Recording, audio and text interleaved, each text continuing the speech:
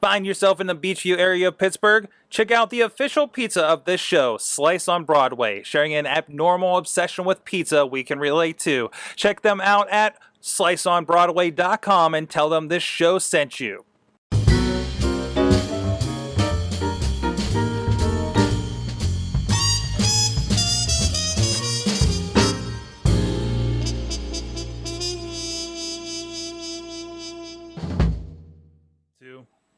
Hey guys, it's Mike Sorg here with another Rambling Movie Minute without the Malengo, of course, but you can check out everything at thatramblingreview.com and get his stuff. I'm Sorg. I'm at Sorgatron. I'm here in Pittsburgh, PA at the Mayhem Studios as usual. With me on the line is Mad Mike from Poughkeepsie, New York, ready to talk movies with me. I know you found a couple of things for us to talk about in Malengo's absence. It's the Mike and Mike Movie Hour, Sorg. Yes, it is. It's the Mike and Mike Movie. We're taking over. We're taking over. You want a war? You want a war? Well, you're not really going to get a war. It's not really a war. We're just, I don't know. It depends on the topics you pick for this week. It's maybe a mild conflict. Mild conflict. Well, I guess first things first, we should take a look at the box office for the weekend. We had Expendables 3 came out, a couple other things. Looks like, am I seeing this right? Is it still Ninja Turtles, Guardians of the Galaxy, just followed by Let's Be Cops? Yes. A lot of people are blaming the bomb of the Expendables on the millions of pirated leaks of the movie. However, I'm just blaming that it's probably a bad movie. But Ninja Turtles still holding strong at about 28 million, and Guardians is at around 25 million. So, yeah, it's still doing pretty good. From there, it goes down to The Giver at 12 million at number 5, Into the Storm, and then a bunch of other stuff. People are still watching Lucy. Some people recently watched Lucy and told me not to over the weekend. So I guess that's it wasn't horrible. It really wasn't. Like, if you can catch it for like a $2 or $3 movie, I'd say. I feel like I want to be fine with it when it's on like HBO or Netflix or something, right? Yeah, probably. Or like Redbox or something like that. Exactly. So I'm glad to see Ninja Turtles still getting some out there, and Guardians of the Galaxy definitely respectable. Total gross, respectively, Ninja Turtles at 117 million and Guardians of the Galaxy at 222. So Ninja Turtles. Yeah, Guardians is almost beating out movies like Maleficent and Transformers and X-Men. So it kind of keeps it. And I think you are going to repeat crowd going back to it too. So. Oh yeah, I mean I saw it twice in one weekend. I'd definitely go see it again too. Certainly. So we got some news items this week, Mike. Right? Yes. Kind of a follow up on a news story that has been slowly leaking, but not leaking. The Rock keeps talking about Shazam, like a lot. Yeah. I just saw another one pop up on my Facebook feed. Again, he keeps talking about it. So apparently, like, he's allowed to say the movie's being made, but he's not saying who he's playing. Well, he's like kind of sort of confirmed he will be Shazam or Black Adam, but won't let us know. Oh God, if he's Black Adam. But okay, like, you saw. Like, I'm not even joking. When Superman returned, like when Man of Steel was first pitched, me and my buddy sat in a bar in New York City, and we were talking about other things that DC could do instead of mining the Superman Batman well again. And I said, dude, Superman as John Cena, The Rock as Black Adam, have them fight. Boom, that's a movie. And we're like halfway to that. So if he's Black Adam, that's the best news DC has given me since they said, hey, we're going to make The Flash on TV too. Oh yeah. By the way, the original complete side note, I saw the lineup for the next Steel City Con coming to town. The original Flash from the 80s series that I watched is completely coming to town. Nice. So he's going to be in the Flash TV series, right? Really? Yeah, I believe he's playing Barry's father in flashbacks. Oh, that's cool. That's I'm pretty sure about that. For the 10 of us that watched the old series, right? Yeah. I remember enjoying it. I'm really worried about going back. I love to go back and watch that series, but I'm really worried it's not going to hold up. Oh, I'm sure it probably will I not. mean, I feel like I came across it like on like Netflix DVD or something, maybe like a while ago, like maybe mid 2000s. I tried watching it. Mark Hamill, but Mark Hamill's in it, right? Mark Hamill's in it? Yeah, he's the oh geez, what's the character? The prankster, the trickster. Ah, oh Because yes, remember I've he heard plays about the that. voice Okay. in the Justice League cartoon because he played the character in the show. Oh, that's funny. It's basically Cockknocker from Jay and Silent Bob, same character, absolutely the same character. So there's that. Anyways, anything else going on? The Rock is so playful with this stuff. I loved watching the video where he's like a kid that wants to tell you what you're getting for Christmas, but is dancing around it, and it was tremendous. Yeah, it's like saying, okay, it's in a bag that looks like a hockey stick, but I'm not telling you what it is. Exactly. Exactly. It's in a bag that looks like either Black Adam or Shazam, and it might be me, but I'm not telling you yet. All right, what else is going on in the news, sir? Well, there's a rumor going around the Marvel front that the Doctor Strange movie might not be an origin movie. Oh. Yeah, the rumor is that it's just going to be that Doctor Strange is already established as Sorcerer Supreme, and it's just boom, like no origin, nothing. Apparently, someone said that Marvel doesn't want to do origin movies anymore, so maybe they can jump into like a Black Panther or a Miss Marvel or something or a Captain Marvel. I like or that something because like I that. feel like I don't know what I was watching or listening to where they contended about how we're really tired of origin stories. Do we really need to get yet another origin story for Spider-Man? Right? Can we? No one needs another. I'm the biggest Spider-Man fan in the world. No one needs another origin story. No, and I'm really worried considering the news of them maybe being in trouble for a third one, and Sony has to make one in so many years for them to keep it. Are they just going to start I really over wish again? Sony and Disney could just get together, say, "Hey, let's split the profits. Since you have first, we'll give you 60%," and just have him play with Robert Downey Jr. Mm-hmm. Just let them have fun. Oh yeah, exactly. All right, what else you got there? And the last story I have is about the new look of the Stormtrooper helmets, which was released today. Oh, I saw these going around. Yeah. It kind of looks like iTrooper. At least that's like my impression. You're that, or like someone really likes the Eva design from WALL-E.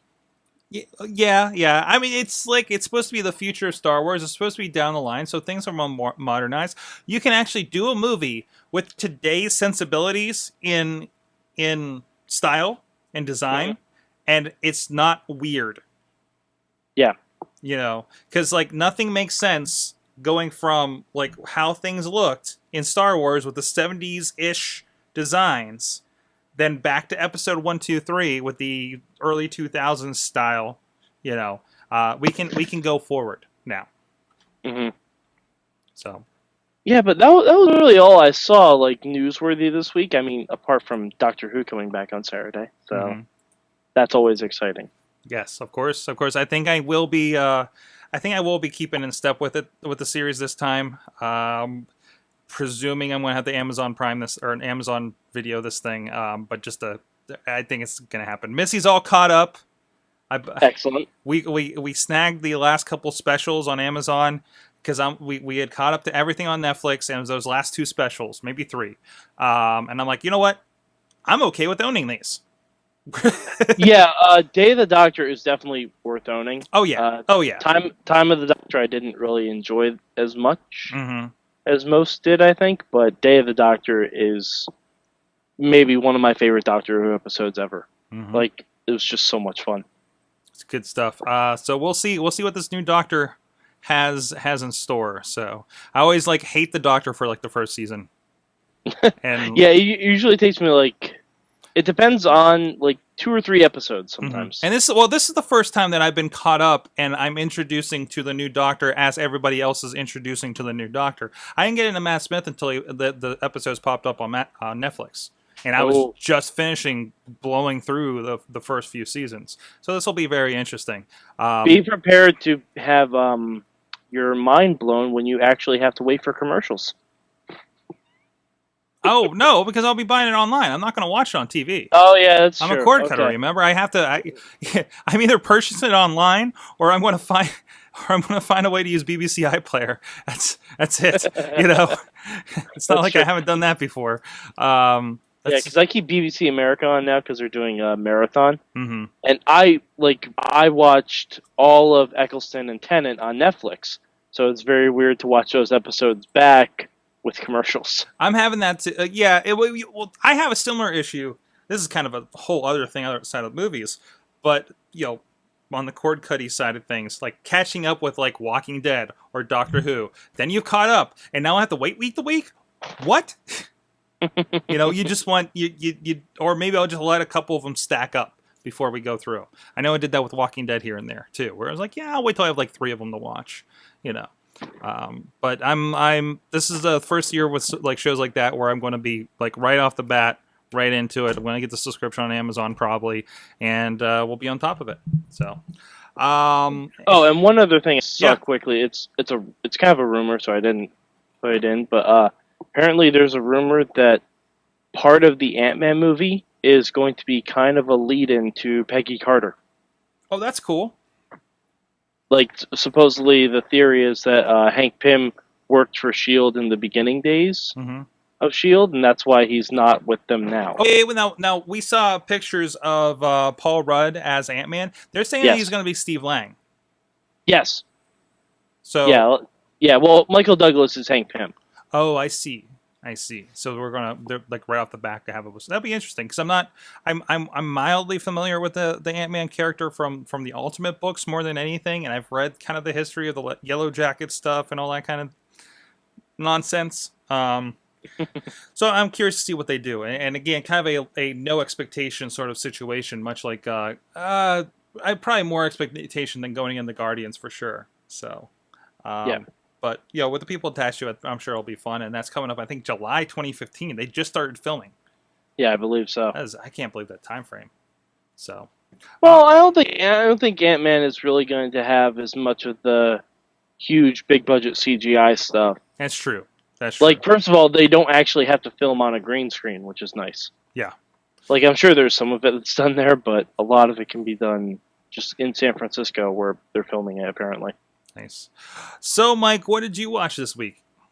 Well, I watched 2 things this week. I watched White House Down, which is the movie about the White House being assaulted by terrorists that has Jamie Foxx as the president and Channing Tatum as basically John McClane. Secret Service. See, I think I watched the other one, which I think is Assault on Olympus, I think. Olympus Has Fallen. Olympus Has Fallen. So I saw the other one. Yes. This one is a considerably lighter tone. Oh, good. It was very, very funny. We got it on a Redbox, so definitely worth like the $1.25, whatever it is for Redbox. It was a really fun movie. Good action scenes. It reminded me a lot of Die Hard, like Die Hard in the White House. There's nothing wrong with that. Yeah, no, I mean, it was fine. Jamie Foxx was very funny as a Malcolm X-looking president. Channing Tatum was Channing Tatum. Like, he was the generic cop turned suddenly hero. So he was fine. But you got, like, Maggie Gyllenhaal was in it. Few other big names I can't think of off the top of my head, but it was a really fun flick. Definitely a Redbox movie. Awesome. And I also saw Assault on Arkham, which I teased last week. Yes. How is it? Does it hold up? Oh man, is that fun? It is fun. It is not for children. I would not let children under 10 watch it. Mm-hmm. There is a lot of naughty words. There is a topless Harley Quinn a couple times. Oh, jeez. Yeah, I mean, you don't see... It's like PG-13 toplessness, but It's they still still. go pretty hardcore when they do the violence, at least on these Oh yeah, movies. Like the the Dark Knight Returns stuff was pretty heavy, but yeah. that was straight from the source material too. So and this is mostly based on the Arkham Asylum games. Am I right there? It's a prequel from what I've been led to believe because I Okay. haven't played the Arkham Asylum games. Uh-huh. But it is very, very interesting. It's basically a Suicide Squad movie, Okay. but they had to put Batman in the title because it's Batman. Yeah. Uh, It's kind of but that yeah, Batman world. Batman's kind of a supporting character. Interesting. Yeah, it's kind of nice to see. Like, I believe it's still Kevin Conroy that voices Batman, so you still get that gravitas, when he does show up on screen. But it's very much Suicide Squad and the Joker. Very heavy on them, and it's really, really fun. Nice. Definitely worth a buy on DVD. I got at Best Buy for like $17 with the Blu-ray and the little Harley Quinn figurine. Nice. So it was not a bad deal at all. Cool. Gonna have to check that. Like I said, I'm still behind. I haven't even watched Son of Batman. So gotta catch up. Cool. I saw the Birdcage this weekend, just kind of looking through things, and it popped up on Netflix. And I was like, that's actually a Robin Williams one that I haven't seen. A really good flick. Those who don't know, it's about Robin Williams owns a what do you call them? A drag club. And Nathan Lane is like the top star that he's married, coupled with, or however we used to say in the '90s. But generally a really good show. Gene Hackman plays this politician who's caught up in a scandal and is attempting. Apparently, I found a Spanish subtitled scene to show here. Oh no, now it's not showing. There you go. But that gives you the idea in Espanol. But it was a fun, like, we're trying to act like we're straight for the kids that are getting married. Like, I had no idea what the plot of this was. I remember seeing like ads for it like years ago, and no idea what it was going to be about. So they're trying to act straight for the kids, for this right wing politician who happens to be part of a American morality group, super right wing, and it just one of those great. It's a great comedy. And everything I love about Robin Williams, Nathan Lane, and everything. Although I have a problem when I see Nathan Lane in a lot of things. Well, first of all, because he has the gay character in Modern Family, and his assistant is the same. Is their assistant in this movie? Oh, like I never put that together because I've never seen the movie before, and I'm wondering what else I'm missing, what other gags I'm missing from the show because I had nenever seen this. Also. I have a problem watching Nathan Lane stuff because I only hear Pumbaa. Thank you. I'm not. Oh no, he was Timon. Oh, I mean Timon. He was Timon. He was Timon. Yeah, same thing. Like the first 20 minutes of the film, I'm like, Timon is a drag queen. It's like if I ever see Gilbert Gottfried and everything, I'm like, why is Iago saying fuck a lot? I don't get it. I have a feeling I can't go back and watch Problem Child. No, see, actually, that one works for me. Oh yeah. Because I can picture Iago running a really crappy orphanage. Awesome. Of course, this weekend, I guess the biggest thing coming up is Sin City. I need my wife to see the first one, still, apparently. People don't seem excited for this one. I think it's like a lot of... They recast some characters. Really? Yeah, they recast... Clive Owen's character. Oh, okay. All right. And I don't know, the Sin City movies, like, I'm assuming this one's going to be the same way. It looks like this one has a very specific storyline to it, whereas the first one was kind of like a Pulp Fiction type of thing, where there are a lot of mini stories. The original one was actually several books they just kind of put together and interweaved. Very well, by the way, like very straight from the book, and also this is kind of like, okay, they did 300, and then they did a 300 sequel, and then there was all these movies that did the 300 style movie. I fear that Sin City has been ruined by all the Sin City style movies we've done since, like The Spirit, or there's a few other ones out there, I think. isn't this working? Oh. So I'm worried that by the time we get back to Sin City, everything's going to look like more cheesy and less cold, not for any issue with the movie itself, just because of what's kind of happened to that genre, whatever you call it, right? Like when Sin City came out, it was very innovative and it really caught your eye, and now it just kind of seems like more of the same that you'd see with any other movie, except this one's in partial black and white. But, I don't think you should expect anything but more than the same from something like this, because it is the same books, it is the same series of books, it's the same style, it's the same directors, it's, like I said, mostly the same actors, and they'll put other ones in there, that's fine. Either way, if you like the Sin City style, this should just go right with it. Mm-hmm. So, well, I mean, I'm probably going to try and see it this week. Mm-hmm. It's not like one that I'm dying to see, but it's one I do want to see in the theater. Like, I don't want to wait till it goes out of the theater to see it. Yeah, me too. I think I do too.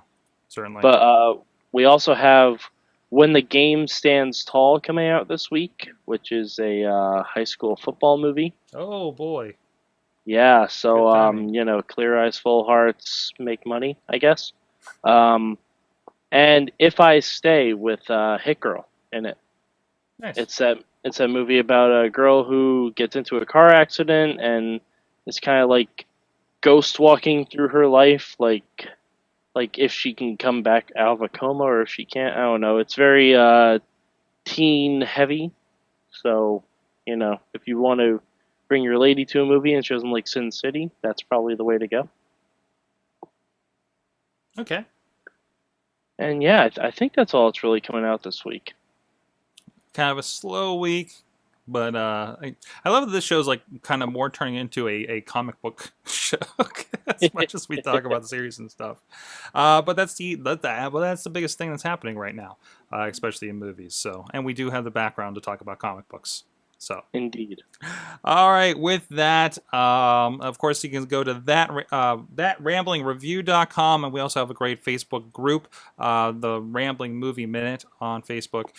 We have a lot of we're posting a lot of content, a lot of stories, a lot of conversation going on over there. So please join us there. And of course, thanks at Mad Mike 4883. He joins me very often on the Wrestling Mayhem Show over at WrestlingMayhemShow.com. If you're on with us live, that's at 9 p.m. Eastern Time on Tuesdays, where we do that.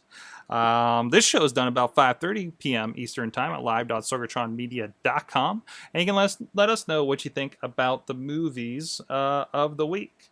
So, with that, we'll see you guys next week on the Rambling Movie Minute, hopefully with Malengo back.